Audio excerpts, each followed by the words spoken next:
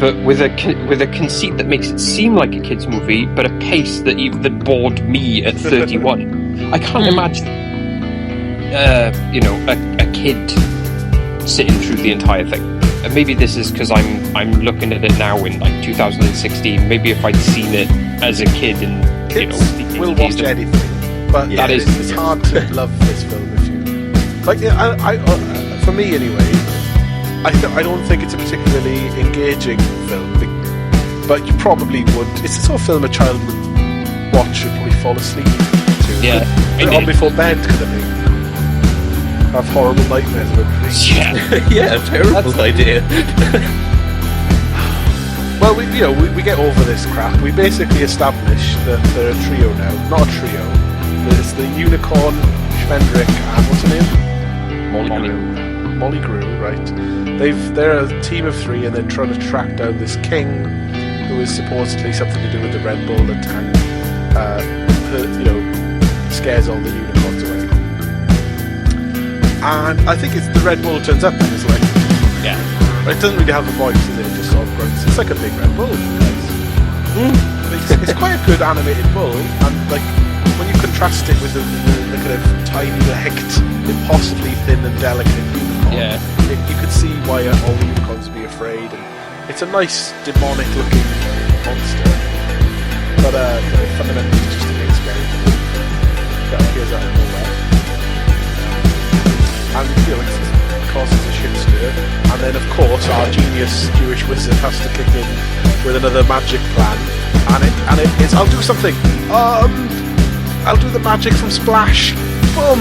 You are now a woman who doesn't know what's going on. One of the few things from this point on that I liked was her reaction to becoming human, because I thought, because it was a kids' film, that she would be like curious and then fall in love with the idea. I love the fact that she just freaked the fuck out and like, oh god, what? And I like the I can feel this body dying all around me. Yeah, it's really, oh man, it's bleak, but it's like that's interesting. The idea that she's like, oh, I'm mortal. Oh, I can feel like I'm dying. It's like aging, and then all of us sitting there going, all right, love, we're all human watching this. I'm knocking on the head, love. Yeah. Over 30 years old, and I'm like, yeah, me too. Yeah, we're all slowly dying. I know exactly how you feel. It feels kind of accelerated watching this film. But it's interesting in terms of narrative to have her reaction, not in a kind of, oh, I'm a human, it's exciting and interesting, and I'm going to have an adventure like. No, it's like the fly Jeff Goldblum. So she's freaked out, and everyone's kind of pissed off with Schmendrick because, I don't know, he successfully tricked the pole briefly. It doesn't say that bad. Abby, what did you think? Was this an intriguing bit or a more disaster or more shite? I know that you've been able to contribute less to this podcast, but you know how I said the bit with the tree was a low point? That implied that there were high points. Oh, that's unfair. I think the film is at its best when it hits these moments like of kind of like philosophy where you wouldn't think about it like in terms of a unicorn becoming a human. That actually that's probably the worst thing that you could do to her. Or like the moment where Molly, like we were talking before, where Molly Grew kind of questions her like, "Why are you here now?" kind of thing. And I think that those are the best moments. That's the problem with it, though, is that they don't really do anything with it in the film. And again, they probably do in the book. That's what I was going to say. It's the lack of capitalising at every turn. It's just like, oh, you had an interesting idea, and then ignored it completely. It's time for a melancholy song and forests and imagery and a kind of fast I think that's the worst part of the film is just one too many bloody musical montages. Cut 2 of the montages out and put another scene in the film, and it would be so much better.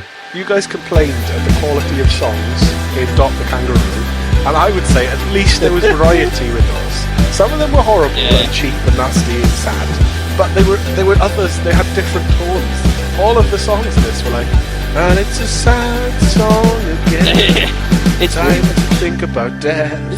Is it not just like there's as far as the actual soundtrack goes, it's two songs. It's The Last Unicorn at the start, and then it's The Man's Road, which plays repeatedly throughout the film. Well, there's Enter Sandman by Metallica, but Let's not forget that Mia Farrow gets a chance to sing as the Snake, and holy shit, they are bad.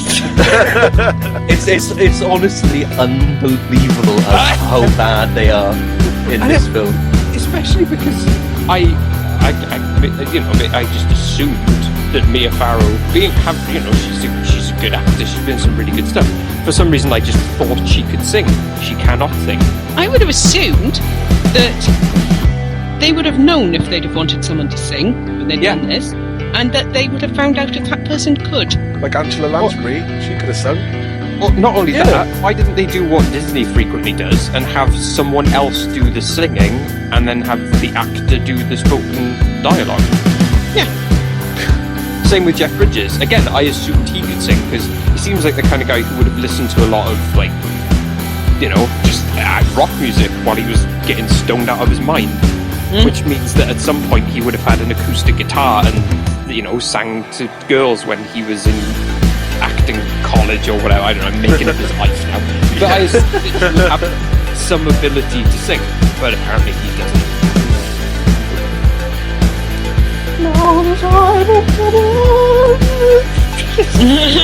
Oh god, it's so bad. Like that was better than what they do in the film. Oh, it's just terrible, the song. It's pretty much all of it. It is. I can't justify it in any way. Like, that is just the low point of the film is when they are singing. The Last Unicorn song is usable, maybe as like the second song in the credits. It's by America, who I've only vaguely heard of, but at least the You guy... live in America, Jimmy. But at least the guy can, he can sing. It's a mopey song, but it's not... Yeah, that's the only one I wouldn't cut. But it wouldn't be my opening song. I want a bit more chutzpah from the opener, but whatever. Like, the point is, we all ramble our ass to the castle, where this is, for me, you guys have talked about stalling points. My patience ran out with the castle.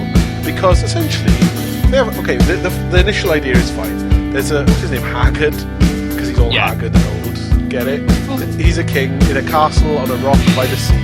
He's got a weird kingdom of about 4 people that work for him. He's got like a 2 guards and a son, and he sits in a castle being moody and bored with his shitty throne room. He has a better house, but he sits in the shitty glum room. This is like... This